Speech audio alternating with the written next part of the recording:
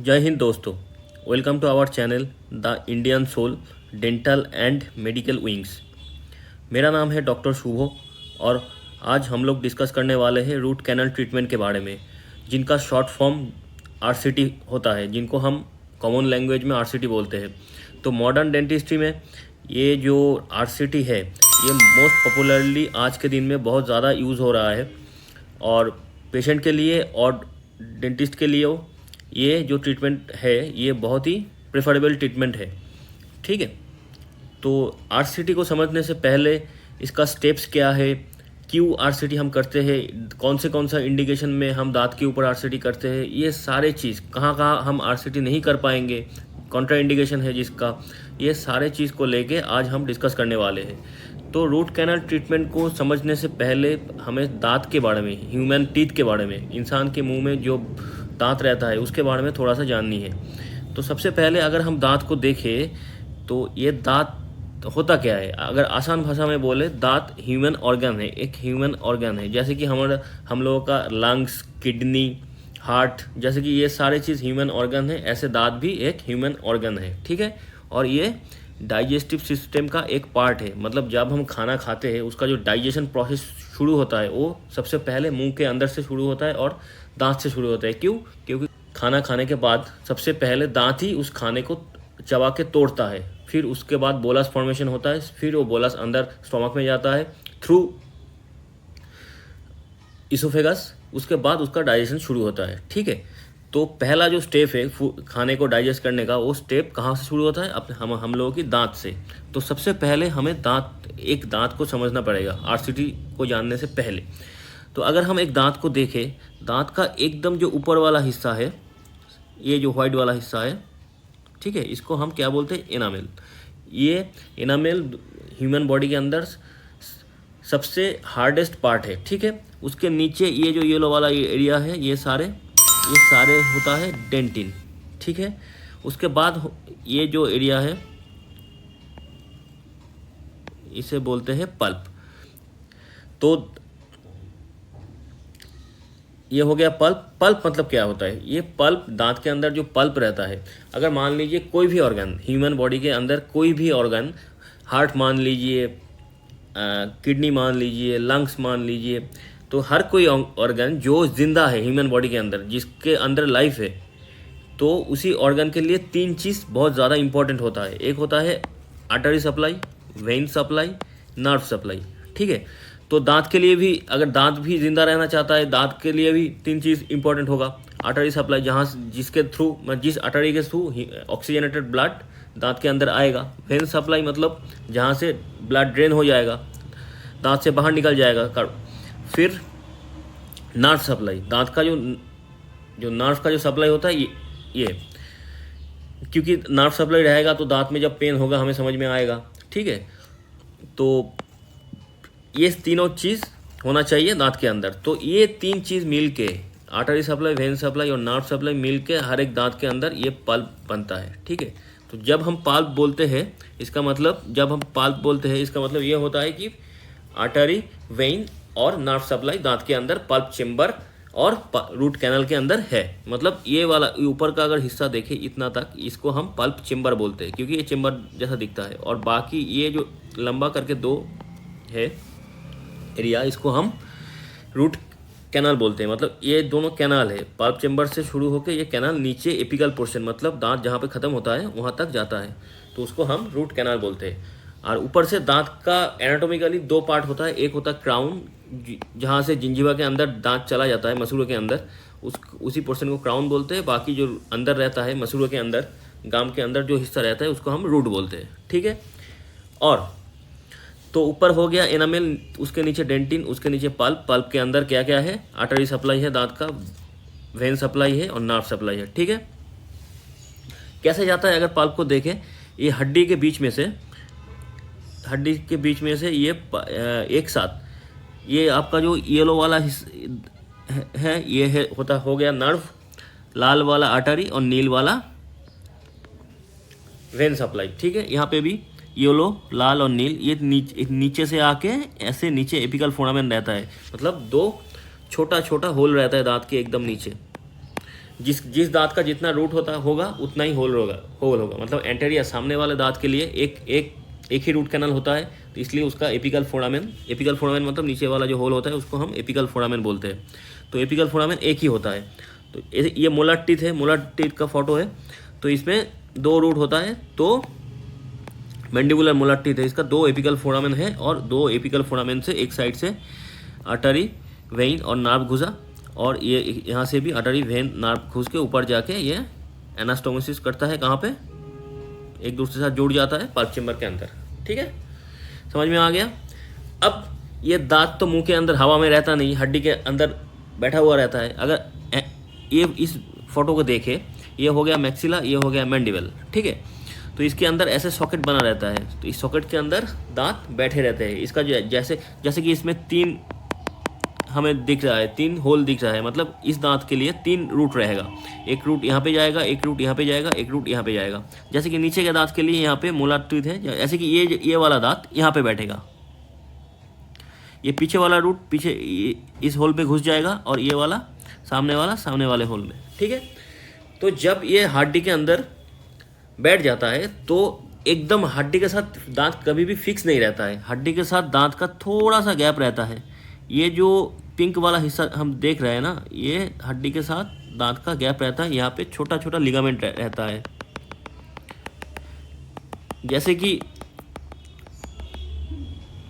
Bike के 2 tyre में, सामने वाले टायर और पीछे वाले टायर में जैसे कि सॉकर रहता है, जब हम बाइक रास्ते पे चलाते हैं तो सॉकर, जब बाइक में जर्किंग होता है तो सॉकर उस जर्क को एब्जॉर्ब करता है। दांत के नीचे भी ऐसे ही पीडियल रहता है। ठीक है, दांत एकदम हड्डी के साथ जुड़ के फिक्स नहीं रहता, क्योंकि अगर एकदम हड्डी के साथ फिक्स रहेगा तो जब भी हम च्यूइंग फोर्स देंगे, जब चबाने के लिए दांत के ऊपर फोर्स देंगे तो वो एल्वियोलर बोन यानी इस बोन को फ्रैक्चर कर देगा। ठीक है, तो इसीलिए यहाँ पे एक लिगामेंट टाइप का टिश्यू रहता है, जो कि दांत का जो इनिशियल जो फोर्स होता है उसको थोड़ा सा एब्जॉर्ब कर लेता है।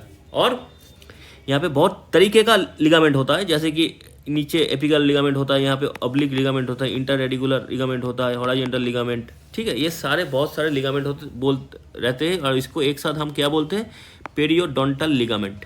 ठीक है, समझ में आ गया। ऊपर एनामेल, नीचे डेंटिन, उसके नीचे पल्प, फिर ये एल्वियोलर बोन, बोन मतलब ये वाला हिस्सा, इस बोन के अंदर बैठा हुआ कौन है, दांत और बोन के बीच में जो गैप है उसमें पीडियल है, पेरियोडोंटल लिगामेंट है। और नीचे एपिकल फोरामेन से, दांत के नीचे 2 एपिकल फोरामेन, उनसे पल्प के अंदर क्या क्या जा रहा है, आर्टरी सप्लाई, वेइन सप्लाई और नर्व सप्लाई। ठीक है, समझ में आ गया दांत का कॉन्सेप्ट। ये हो गया पूरा दांत। तो दांत के बारे में इतना जानना पड़ेगा पहले, फिर हमें आर्सिटी के बारे में जाननी होगी। तो अब हम क्या देखेंगे, अब ये हो गया एक हेल्दी टूथ। ठीक है, एक हेल्दी टूथ के अंदर ये सारे फीचर्स रहेंगे, हो गया। और ऊपर से नीचे हार की हड्डी के ऊपर से कौन रहेगा, ये जो वाला पिंक एरिया है ये हो गया जिंजिवा, मतलब गम, मसू, जिसको हम अंदर से अगर देखें मुंह के अंदर तो जो पिंक कलर का गम दिखता है, मसूड़ा, उसी को ये वाला हिस्सा वही है। उसके नीचे रख के कौन रहता है, एल्वियोलर बोन। एल्वियोलर बोन मतलब ये मैंडिबल और मैक्सिला बोन के ऊपर वाले ये वाला हिस्से को एल्वियोलर बोन बोलते हैं। ठीक है, समझ में आ गया कॉन्सेप्ट।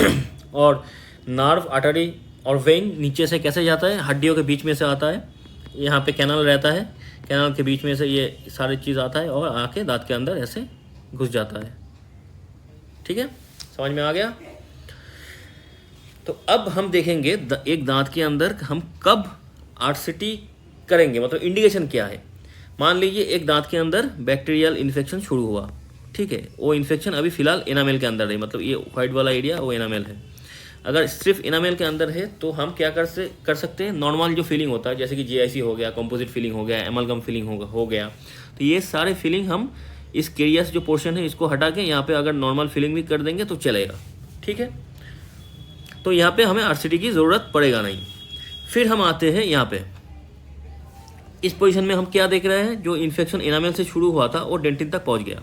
ठीक है, एनामेल से कहाँ पहुँचा, डेंटिन तक। ये अंदर वाला एरिया ये डेंटिन है। ठीक है, ये डेंटिन है, डेंटिन को टच कर लिया।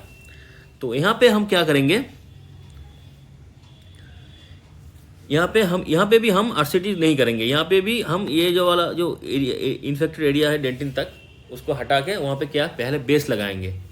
बेस लगाने के बाद या तो बेस लगाएंगे या तो डाइकॉल भी लगा सकते हैं, जो कि बाद में सेकेंडरी डेंटिन फॉर्म करता है। ठीक है, तो डाइकॉल जो लगाते हैं उसमें कैल्शियम हाइड्रोक्साइड रहता है, तो बाद में एक सेकेंडरी डेंटिन फॉर्म करता है। तो यहाँ पे भी डाइकॉल लगाने के बाद उसके ऊपर कंपोजिट या तो जीआईसी या तो एमालगम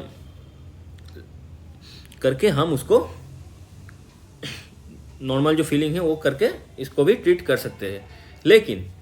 लेकिन अगर ये बैक्टीरियल इन्फेक्शन एनामेल डेंटिन को क्रॉस करके अंदर पल्प तक पहुंच गया, ठीक है, जहाँ पे आर्टरी, नर्व और वेन का जो सप्लाई है दांत के अंदर, वहाँ तक उस पल्प चेम्बर तक पहुँच गया, ये वाला जो चेम्बर है यहाँ तक पहुँच गया, मतलब इन्फेक्शन यहाँ से शुरू होकर इस एरिया को टच कर लिया, तब जाके दांत के अंदर बहुत ज़्यादा दर्द होना चालू हो जाता है। ठीक है, अब जब ऐसे दर्द होना चालू हो जाता है तब जाके दो ही ऑप्शन रहता है, एक हो गया दांत को निकाल देना या तो आरसीटी करना। ठीक है, तो पहले के ज़माने में जब आरसीटी नहीं होता था ज़्यादा, तो तब लोग दांत निकाल देते थे। लेकिन आज के मॉडर्न डेंटिस्ट्री में लोग आरसीटी के बारे में जानते हैं, डॉक्टर्स लोग भी पेशेंट को एडुकेट करते हैं कि आरसीटी क्या है, आरसीटी कैसे किया जाता है, कितना सेफ़ है, कितना सेफ प्रोसीड्योर है, ये सारे चीज़ के ऊपर डॉक्टर भी पेशेंट को गाइड करते हैं और आज के दिन में पेशेंट आरसीटी को प्रेफर करते हैं। ठीक है, तो आज के दिन में ये इस वाले पोजीशन में आरसीटी होता है, मतलब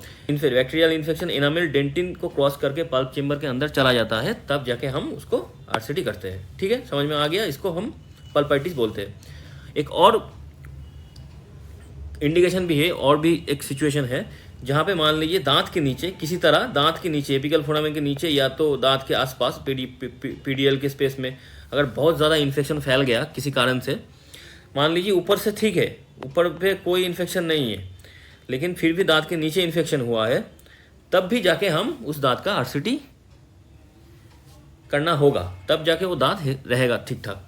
ठीक है, ये हो गया आरसीटी का। हम कहाँ आरसीटी करेंगे? जिस दांत का पल्प चेम्बर एक्सपोज हो जाता है, मतलब इन्फेक्शन एनामेल और डेंटिन को क्रॉस करके पल्प चेम्बर तक पहुंच जाता है, डिकेड हो जाता है, तो वहाँ पे क्या क्या सिम्टम दिखाता है? Pain when eating drinking hot and cold food. आप ठंडा खाना खाओ या तो गर्म खाना खाओ, दोनों कंडीशन में आपको दर्द होगा। फिर आप चबाने जाओ तब दर्द होगा, फिर दांत थोड़ा थोड़ा हिलने लगेंगे, फिर गाम स्वेलिंग होगा, फिर यहाँ पे साइनस ट्रैक, साइनस फॉर्म होगा, ठीक है, जहाँ से पस निकलना चालू होगा। या तो अगर किसी दांत का आप देखें कि ऐसे डिस्कलरेशन हो गया, तो इसी दांत का आरसीटी करके उसे भी ठीक करना पड़ेगा। ये डिस्कलरेशन कभी कभार एक तो इंटरनल रिजप्शन के वजह से होता है, या तो बहुत पहले आपको चोट लगी है दांत पे, आप उस फिर याद नहीं रहा, फिर धीरे धीरे करके दांत के अंदर जो पल्प है वो धीरे धीरे करके नॉन वाइटल हो गया, फिर जाके ये दांत का ये ऐसे रंग चेंज हो जाता है, तो फिर भी उस कंडीशन में भी हमें आरसीटी करनी है।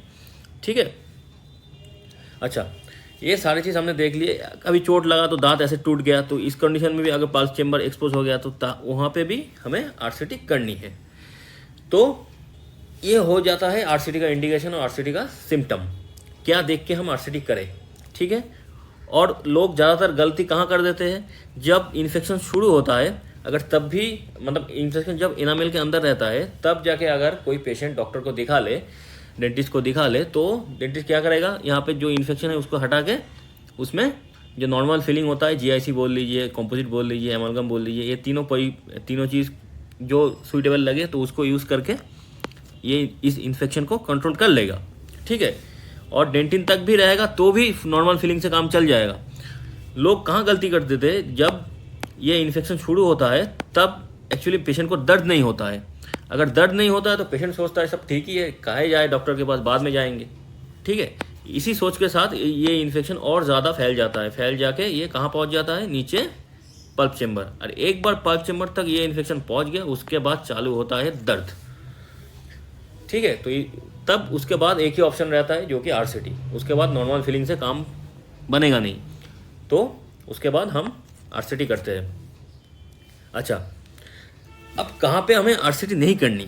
ठीक है, ये भी एक सिचुएशन है। अगर मान लीजिए ये वाला फोटो देखिए, एक्सरे का फोटो, अगर मान लेते इस दांत में इन्फेक्शन हो गया, बहुत ज़्यादा इन्फेक्शन हो गया, दर्द हो रहा है, अगर इस दांत के हम आरसीटी कर भी दे, दर्द चला जाएगा, लेकिन ये आरसीटी ज़्यादा 3 दिन तक लास्ट नहीं करेगा। क्यों?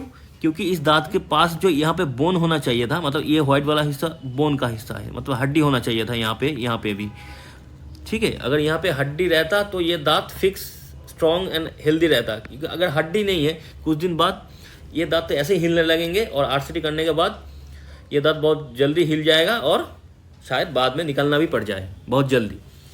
तो अगर किसी दांत का एक्सरे करके अगर हम देखें कि उसके पास बोन लॉस बहुत ज़्यादा है, तो उस दांत के लिए हम आरसीटी सूटेबल ट्रीटमेंट नहीं है, क्योंकि उसका प्रोग्नोसिस मतलब उसका ट्रीटमेंट करने के बाद जो रिजल्ट मिलेगा वो उतना अच्छा होगा नहीं, ठीक है। अगर बोन लॉस है यहाँ पे ऐसे, तो हम आरसीटी नहीं करेंगे।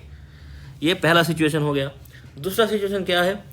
अगर मानते हैं किसी दांत के अंदर ऐसे दांत ही टूट गया, मतलब उसमें फ्रैक्चर आ गया दांत के अंदर।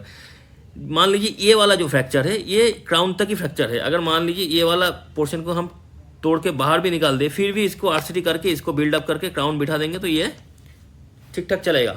यहाँ पे भी जो फ्रैक्चर है वो क्राउन तक ही है, तो इसको भी, इस टुकड़े को हटा के अगर हम इसको आरसीटी करके रखेंगे क्राउन बिठा के, तो भी ये टिक जाएगा।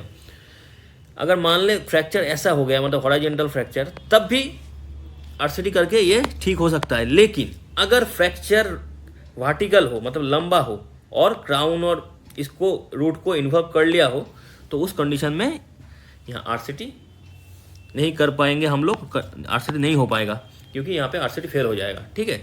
तो जब वर्टिकल फ्रैक्चर हो तब हम आरसीटी नहीं करते, और बहुत ज़्यादा बोन लॉस हुआ है और पीडियल स्पेस में बहुत ज़्यादा इन्फेक्शन है, तब भी हम आरसीटी नहीं करते। उस कंडीशन में हम दांत को निकालना ही पड़ता है, ठीक है।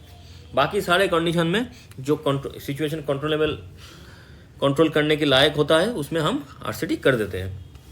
तो ये हो गया बेसिक कॉन्सेप्ट, मतलब दांत क्या है, दांत हड्डियों के अंदर कैसे बैठता है, हड्डी और दांत के बीच में जो लिगामेंट रहता है उसको क्या बोलते हैं, फिर हम कब आरसीटी करते हैं, जब इन्फेक्शन एनामेल को पार करके, डेंटिन को पार करके फिर पल्प चेम्बर तक पहुंच जाता है, वहाँ पे हम आरसीटी को उसके बाद ही हम आरसीटी करते हैं। पल्प के अंदर आर्टरी, वेइन और नर्व का सप्लाई रहता है, ठीक है, पल्प के थ्रू दांत के अंदर। और कौन सी सिचुएशन में हम आरसीटी करेंगे, क्या क्या इंडिकेशन होगा, क्या क्या सिम्टम दिखाएंगे दांत, और किस कंडीशन में हम आरसीटी नहीं करेंगे, वो सारे चीज़ हम अब डिस्कस करके कंप्लीट हो गया, उसका कॉन्सेप्ट क्लियर हो गया। अब हम देखेंगे स्टेप्स। देखिए, आरसीटी का जो भी स्टेप है वो हर एक स्टेप को हम डिटेल में बाद में अलग अलग वीडियो बना के डिस्कस करेंगे। आज हम जो देखेंगे वो आरसीटी का जो स्टेप्स है उसको एक बार ब्रीफली एक के बाद एक स्टेप हम देख लेंगे। ये जो डेंटल स्टूडेंट्स हैं उनके लिए भी थोड़ा सा कॉन्सेप्ट क्लियर हो जाएगा, और जो लोग पेशेंट लोग हैं जो आरसीटी करवाना चाहता है वो उनके लिए भी कॉन्सेप्ट क्लियर हो जाएगा। तो जब भी आरसीटी करनी हो तो सबसे पहले हम पेशेंट से क्या करवाते हैं, एक्सरे, ठीक है। वो आईओपीए मान लीजिए या तो ओपीजी मान लीजिए, जो भी है आपको एक्सरे करवानी है, ठीक है। आगे पहले देखनी है दांत का इन्फेक्शन कितना दूर तक गया है, ठीक है।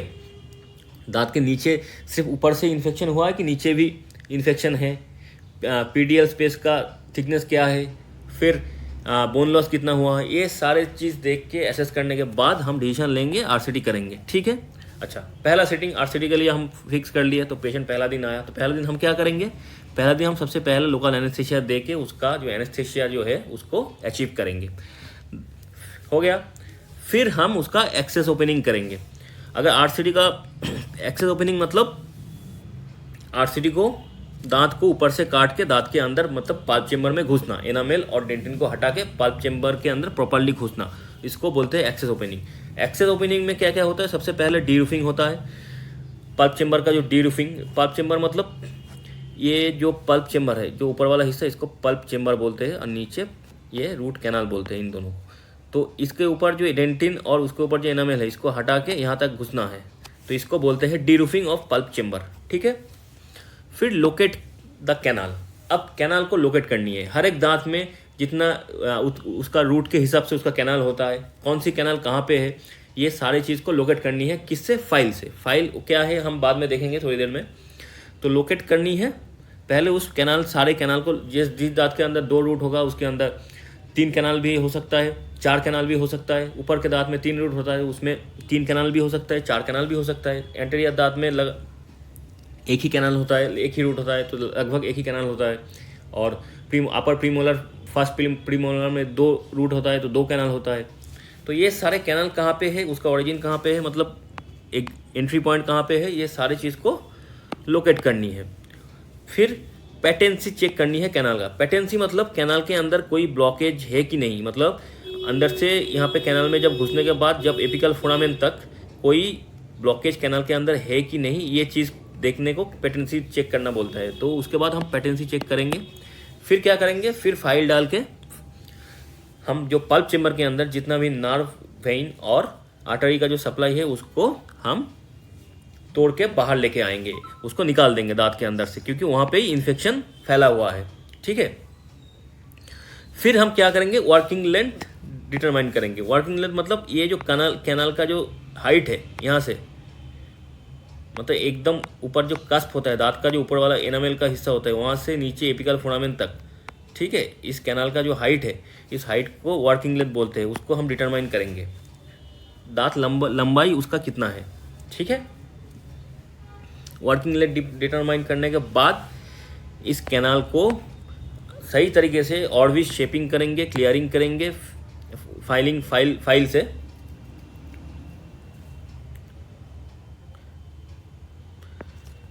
फिर उसको इरिगेंट, एक सोडियम हाइपोक्लोराइड करके एक इरिगेंट आता है जो दांत के बीच में ये जो कैनाल्स है इसको साफ़ करते हैं। इसको अच्छे से इरिगेशन करके फिर उसके बाद इंट्रा कैनाल मेडिकामेंट हम देते हैं।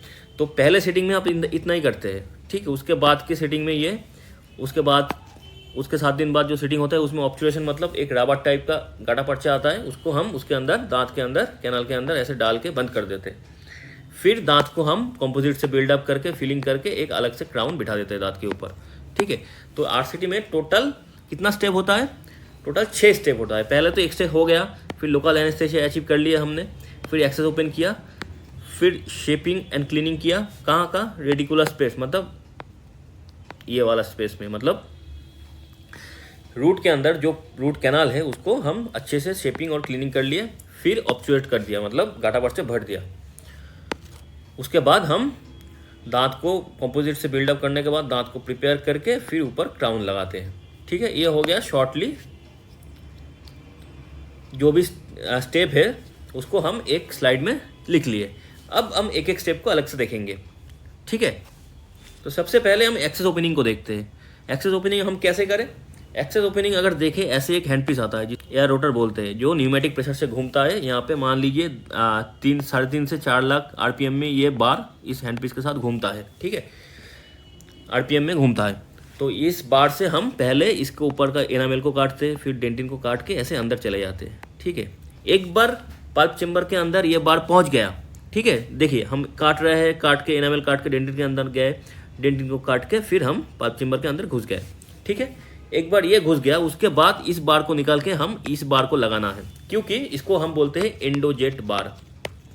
एंडोजेट बार इसको इसलिए लगानी है, ये जो बार है इसका जो पॉइंट है, जिस पॉइंट से मतलब ये जो राउंड बार है, राउंड बार अगर नीचे ये वाला नीचे पल्प चेम्बर का जो नीचे वाला फार्केशन का जो फ्लोर है, इस फ्लोर पे अगर लग गया तो यहाँ पे भी ये डेंटिन को काट देगा। लेकिन ये जो एंडोजेट बार है, ये इस बार का जो टिप पॉइंट है ये नहीं काटता, मतलब ये जितना भी यहाँ पे घिसो, ये जो फार्केशन का एरिया है, जो अंदर वाला डेंटिन है, ये डैमेज नहीं होगा, ठीक है। अगर हम लोगों की गलती से ये नीचे भी लग गए तो भी ये डेंटिन वाला हिस्सा डैमेज नहीं होगा। तो हम बस यहाँ से इसको अच्छे से काट पाएंगे चारों ओर। इसका जो इनर वॉल होगा, पल्प चेम्बर का जो इनर वॉल है, उसको ही हम बस ये बार यूज़ करेंगे तो बस वो इनर वॉल ही अच्छे से साफ़ हो जाएगा, ये वाला हिस्सा एकदम डैमेज नहीं होगा, ठीक है। हमें ये वाला हिस्से को प्रिजर्व करनी है, क्योंकि जितना हम डेंटिन को प्रिजर्व करेंगे उतना फर्दर आरसीटी करने के बाद दांत उतना स्ट्रॉन्ग रहेगा, ठीक है। समझ में आ गया। तो ये हो गया डी रूफिंग। पहले डी रूफिंग मतलब इसको छत को खोलना, पल्प चेम्बर की जो छत है उसको खोल देना। फिर हम क्या करेंगे, लोकेट द रूट कैनाल्स। तो हम पहले भी बोले कैसे करनी है। देखिए जिनके पास बहुत ज़्यादा इन्वेस्टमेंट होता है, जिन डॉक्टरों के पास पैसा होता है, तो वो ऐसे माइक्रोस्कोप खरीद लेता है। तो माइक्रोस्कोप अगर दांत के बाहर फिट कर दोगे तो ऐसे पिक्चर आएगा जहाँ पे आप क्लियरली आपको दिख जाएगा कैनाल कहाँ कहाँ पे है, ठीक है। इसके बाद आते हैं एक ओवरऑल कैमरा करके आते हैं, वो इतना अच्छा पिक्चर तो देगा नहीं, लेकिन आप लगभग उसको एक एजम्पशन के लिए यूज़ कर सकते हो कि कैनाल कहाँ पे है, थोड़ा सा देख सकते हो। लेकिन वो इतना माइक्रोस्कोप जैसा, इतना एंडोडोंटिक माइक्रोस्कोप जैसा इतना क्लियर फोटो नहीं देगा। ठीक है, ज़्यादातर हमारे देश भारत के अंदर ज़्यादातर डेंटिस्ट के पास इतना इन्वेस्टमेंट, इतना पैसा होता नहीं है। वो पहले सेटअप में, हाँ बाद में होता है, लेकिन शुरू में उतना पैसा, उतना इन्वेस्टमेंट उनके पास होता नहीं है। तो वो क्या करते हैं, उसके लिए भरोसा उसकी पढ़ाई है, मतलब उसका हाथ के अंदर फाइल लेके जो सेंसेशन होता है वही उसका भरोसा है। और किताब में जो लिखा हुआ है, मतलब हर एक दांत के अंदर उसका जो कैनाल का ओपनिंग होगा वो कहाँ पे होगा, कौन सी कास्ट के नीचे होगा, वो किताब में लिखा हुआ रहता है। ज़्यादातर दांत में वहीं पे मिल जाता है, 2-4 केस में थोड़ा सा इधर उधर मिल सकता है स्पॉट। ठीक है, तो वहाँ पे हम ऐसे निकल टाइटेनियम की 6, 8, 10 ये 3 फाइल हम, या कभी कभार 15 ऐसे निकल टाइटेनियम की फाइल यूज़ करते हैं कि उसका ये जो ओपनिंग है इसको ढूंढने के लिए, क्योंकि इसका जो टिप है जहाँ पे ओपनिंग होता है वहाँ पे घुस जाता है। ठीक है, जहाँ पे हमें देखा कि वो घुस गया तो वहाँ पे एक कैनाल हमें मिल गया। तो ऐसे करके कैनाल का जो पोजीशन है, ऐसे करके हमें कैनाल ढूंढना पड़ता है, जिसके पास ये माइक्रोस्कोप नहीं होता है और ओरल कैमरा भी नहीं होता है। ठीक है, अगर ओरल कैमरा होगा तो भी उतना सपोर्ट नहीं मिलेगा, तब भी आपको हाथ से ही करना पड़ेगा। ठीक है, अगर माइक्रोस्कोप है आपके पास तब जाके कुछ अलग बात बनता है, लेकिन अगर आप माइक्रोस्कोप यूज़ करोगे तो आप मतलब रिजनेबल प्राइस पे आरसीटी भी कर नहीं पाओगे, क्योंकि ये बहुत महंगा आता है। तो तब आपका आरसीटी का जो रेट है वो भी ज़्यादा हो जाएगा, 15-20 हज़ार आप मांग ले वो।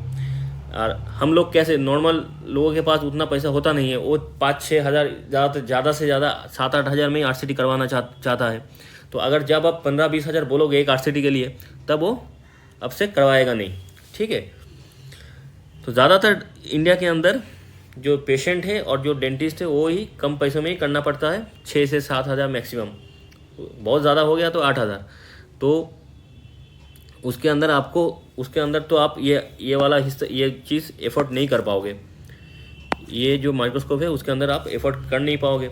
तो आपको अपने हाथों से, अपनी एक्सपीरियंस से ही, अपने जो टच है उसी से इसे कैनाल को ढूंढना पड़ेगा। ठीक है, समझ में आ गया। और वहाँ पे हम लोग देखिए, फाइल 2 मटेरियल का होता है, एक हो गया एसएस मतलब स्टेनलेस स्टील, दूसरा हो गया निकल टाइटेनियम NiTi। ठीक है, यहाँ पे थोड़ा सा गलत लिख दिया, ये होगा NiTi। ठीक है, निकल टाइटेनियम, यहाँ पे एक कैपिटल आई ज़्यादा आ गया, तो निकल टाइटेनियम और स्टेनलेस स्टील। ठीक है, तो हम जब पहली बार इसको ढूंढेंगे, मतलब एक्सेस को, मतलब कैनाल ओपनिंग को, तब हम निकल टाइटेनियम यूज़ करेंगे, क्योंकि ये जो वाला जो फाइल है ये टूटने का चांसेस बहुत ही कम है, क्योंकि ये ऐसे बेंड हो जाता है। अगर इसको बेंड भी कर दे, निकल टाइटेनियम ऐसे मटेरियल होता है कि इसको अगर इस फाइल को ऐसे बेंड कर देंगे टूटेगा नहीं, लेकिन स्टेनलेस स्टील थोड़ा हार्ड होता है। अगर फाइल ज़्यादा, क्योंकि कैनाल अगर ज़्यादा बेंड कैनाल होगा तो ये फाइल टूटने का चांस है। तो हम क्या यूज़ करेंगे, निकल टाइटेनियम। ठीक है, जिन सब दांतों का कैनाल सीधा है उसमें हम स्टेनलेस स्टील यूज़ करेंगे, कोई दिक्कत नहीं आएगा। ठीक है, तो ऐसे फाइल को यूज़ करके अपने हाथों से हम पहले क्या करते हैं, ये जो कैनाल्स का पोजीशन है उसको ढूंढते हैं, कैनाल का ऑरिफिस को ढूंढते हैं और सीधा नीचे चले जाते हैं। नीचे जाके हम क्या चेक करते हैं, पेटेंसी चेक करते हैं। ये वाला जो पेटेंसी चेक है, पेटेंसी मतलब यहाँ से यहाँ तक रूट कैनाल का जो पोर्शन है, यहाँ पे कोई ब्लॉकेज है कि नहीं, फाइल यहाँ से घुस के नीचे तक जा रहा है कि नहीं, मतलब ऑरिफिस से, एपिकल फोरामेन से नीचे जा रहा है कि नहीं। तो अगर चला गया तो हमको ये समझ में आ गया कि यहाँ पे कोई भी ब्लॉकेज नहीं है, एकदम क्लीन कैनाल है। अब ये डालने के बाद, पेटेंसी चेक करने के बाद हम क्या करते हैं, सीधा पाल्प को इसके साथ ऐसे फाइल को एक बार ऐसे घुमा के सारे जो नार्व आर्टरी और वेन का जो सप्लाई है उसको हम इसके साथ ही पकड़ के बाहर निकाल लेते हैं। निकालने के बाद ऐसे दिखता है कुछ। ठीक है, तो इसको अंदर डाल के हम घुमाते हैं, क्लॉकवाइज और एंटी क्लॉकवाइज घुमा के इसको सीधा खींच के बाहर निकाल लेते हैं। तो एक बार इस साइड भी करते हैं, इस साइड भी करते, करके ऐसे करते हुए हम लोग पूरा का पूरा जितना भी पल्प का जो मटेरियल है उसको हम बाहर निकाल लेते हैं। एक बार पल्प निकल जाता है तो उसके बाद उस दांत के अंदर से दर्द खत्म हो जाता है। ठीक है, तो ये हो गया। फिर हम क्या करते हैं, हम वर्किंग लेंथ डिटरमाइन करते हैं। पल्प निकालने के बाद अब हम देखेंगे दांत का जो वर्किंग लेंथ है उसको हम कैसे डिटरमाइन करेंगे। तो हम दांत का जो वर्किंग लेंथ है उसको भी हम फाइल के हेल्प से, मतलब जिससे हम पल्प को निकाले दांत से अंदर से, दांत के अंदर से, उसी से हम इसका वर्किंग लेंथ को भी डिटरमाइन कर सकते हैं। कैसे देखिए, यहाँ पे ये जो फाइल्स है इसका एक लेंथ होता है, मतलब ये जो फाइल का बक्सा है यहाँ पे हमें ये 15 नंबर फाइल है। अच्छा, यहाँ पे एक चीज़ बोल देते हैं, 15 नंबर फाइल मतलब इस फाइल का जो टिप है इसका डायमीटर क्या होगा, 0.15, ठीक है। तो इसका डायमीटर एकदम टिप में जो होगा वो होगा 0.15, उसका डायमीटर 0.15 होगा, ठीक है, समझ में आ गया। तो ये हो गया 15 नंबर, ये हो गया येलो वाला है 20 नंबर। 20 नंबर मतलब इसका टिप में क्या कितना होता है, 0.02, ठीक है। तो हमने क्या तो इसका एक लेंथ भी होता है, तो यहाँ से इसका लेंथ हो गया, यहाँ पे लिखा है बक्से के अंदर 21 मिलीमीटर, मतलब ये जो फाइल है इसका लेंथ है 21 मिलीमीटर। मान लेते हैं हम इस दांत का हम वर्किंग लेंथ देखनी है। वर्किंग लेंथ कहाँ से देखेंगे हम, यहाँ से यहाँ तक। तो हमने क्या किया, हमें इस दांत का वर्किंग लेंथ देखनी है। तो वर्किंग लेंथ मतलब हमें इसका जो टिप है यहाँ से यहाँ पे एकदम एपिकल फोरामेन तक इसका जो लेंथ है इसको देखनी है। तो हम क्या करेंगे, मान लीजिए ये 21 नंबर का फाइल है, तो हम इस टॉपर को 1 मिलीमीटर नीचे करके यहाँ से 20 मिलीमीटर तक माप के हम लोग दांत के अंदर डाल देंगे, ठीक है। मान लेते हैं हम ये जो फाइल है यहाँ कहाँ से कितना सेट किया, यहाँ से 21 मिलीमीटर सेट किया, यहाँ पे 21 मिलीमीटर का, मतलब ये फाइल भी 21 मिलीमीटर। फाइल तीनों साइज का आता है, 25 मिलीमीटर किया, 25 मिलीमीटर लेंथ का भी आता है और उससे ज़्यादा भी आता है, ठीक है। तो हमने स्टॉपर को आगे किया, 21 मिलीमीटर में सेट किया, यहाँ पे हमने स्टॉपर यहाँ पे है, अभी इसको आगे किया, आगे करके 21 से 20 मिलीमीटर मान लेते 20 मिलीमीटर में हम सेट किए, मतलब यहाँ से स्टॉपर तक लेंथ 20 मिलीमीटर है। हम फिर उसके बाद हम उसको डालें, देखा गया कि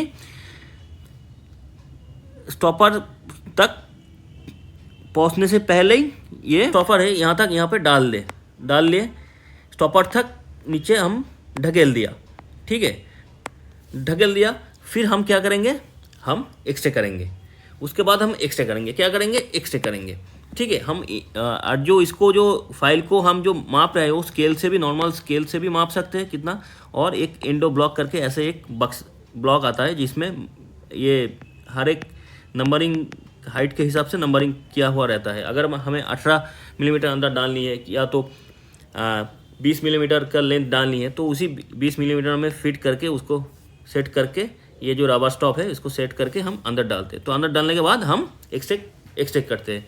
अगर हम ये देखें कि एकदम उसका जो फाइल का टिप पॉइंट है एकदम एपिकल फोरामेन में जाके ख़त्म हुआ और यहाँ पे स्टॉपर तक 20 मिलीमीटर, तो इसका हाइट 20 मिलीमीटर है।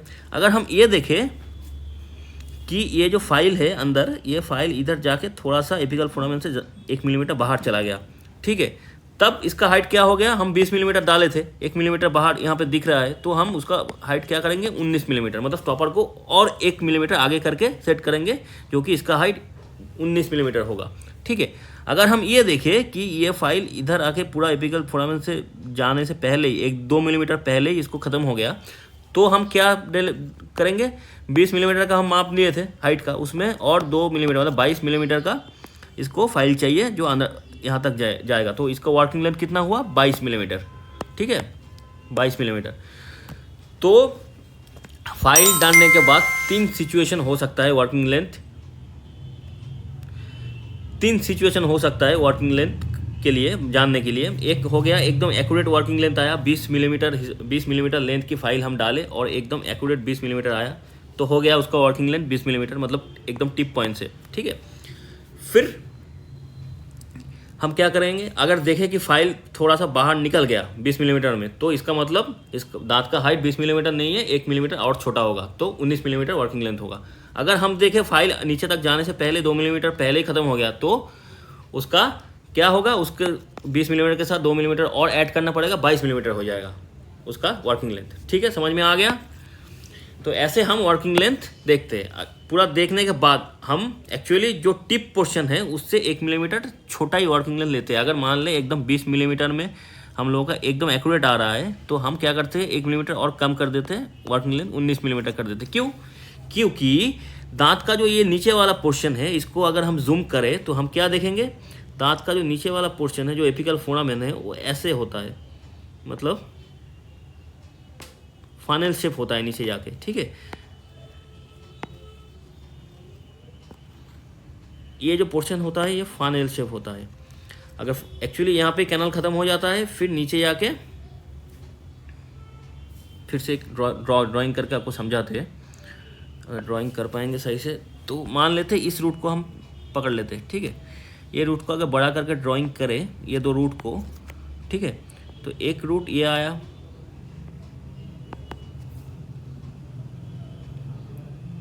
रुकिए थोड़ा, हम क्या करेंगे, ये जो यहाँ पे एपिकल फोरामेन है, ठीक है, तो इस रूट को हम बड़ा करके ड्रॉ कर रहे हैं। ये जो कैनाल है इसके एंड पॉइंट देखें तो एंड पॉइंट थोड़ा सा फाइनल शेप दिखता है। ठीक है, मतलब यहाँ पे एक्चुअल कैनाल यहाँ पे ख़त्म हो जाता है। तो बाकी जो 1 मिलीमीटर और डेंटिनो सीमेंटम जंक्शन, अच्छा सीमेंटम के बारे में हम बोलना भूल गए थे शुरू में। सीमेंटम क्या होता है, ऊपर जैसे क्राउन के ऊपर जैसे कि ये एनामेल वाला हिस्सा होता है वही एनामेल वाला हिस्सा नीचे रूट के पास भी रहता है। रूट के ऊपर का जो हिस्सा है उसको हम एनामेल की जगह पे सीमेंटम बोलते हैं। ठीक है, ऊपर एनामेल नीचे डेंटिन फिर पल्प चेम्बर और नीचे रूट के एकदम बाहर का हिस्से को एनामेल नहीं बोलते, हम उसको सीमेंटम बोलते हैं। ठीक है, और उसके पास में सीमेंटम के साथ पीडीएल जुड़ा रहता है हड्डियों एल्वेलर बोन के साथ।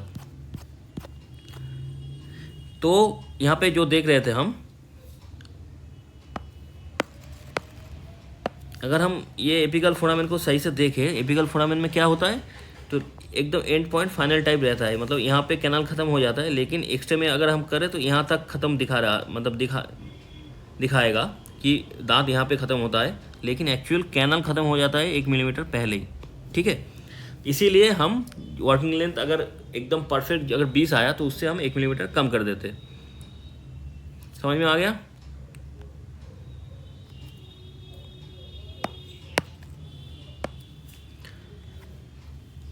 तो इसके बाद हम क्या करेंगे, शेपिंग करेंगे कैनाल का। कैनाल से हमने पल्प निकाल दिया, जितना इन्फेक्शन था उसको निकाल दिया। उसके पहले एक्सेस ओपनिंग तो कर ही लिए थे, कैनाल को लोकेट करके अच्छे से सारे पल्प निकाल दिए और जो वर्किंग लेंथ है उसको भी डिटरमाइन कर लिया। अब क्या करना है, अब इस कैनाल को अच्छे से साफ़ करनी है, कोई भी इन्फेक्शन हाथ से छूट ना जाए। ठीक है, कि उसमें हम क्या करेंगे, हम ये होता है इरिगेंट मतलब एक सोडियम हाइपोक्लोराइड। ठीक है, ये हो गया सोडियम हाइपोक्लोराइड, ये हो गया नॉर्मल सलाइन। तो ये इस दोनों को हम थोड़ा थोड़ा करके मिक्स करके, ज़्यादातर हिस्सा इसका ही रहेगा, ये आपका इरिगेंट का, ये मिक्स करके नॉर्मल सिरिंज जो होता है जिसमें हम एले देंगे उसी सिरिंज के अंदर इसको ले लेंगे और उसका सिरिंज का जो टिप है उसको चेंज करेंगे। चेंज करके हम क्या करेंगे, चेंज करके हम ऐसा वाला टिप लेंगे जिससे साइड से उसका वेंट रहेगा। ठीक है, तो जब हम कैनाल के अंदर इसको डालेंगे तो जो इरिगेंट निकलेगा ऐसे साइड से निकलेगा। नॉर्मल नीडल में क्या रहता है, नॉर्मल नीडल में जब जिससे हम इंजेक्शन देते हैं उसमें सीधा निकलता है। ठीक है, वेंट यहाँ से इंजेक्शन जो भी लिक्विड है वो यहाँ से निकलता है, लेकिन ऐसे नीडल लगानी है जिसमें साइड से निकलेगा, तो साइड से निकलेगा तो और भी अच्छे से ये साफ़ हो पाएगा। तो इरिगेंट लेंगे, उसके साथ नॉर्मल सैलाइन को थोड़ा मिक्स करेंगे और ये इसको कैनाल को अच्छे से साफ़ करेंगे।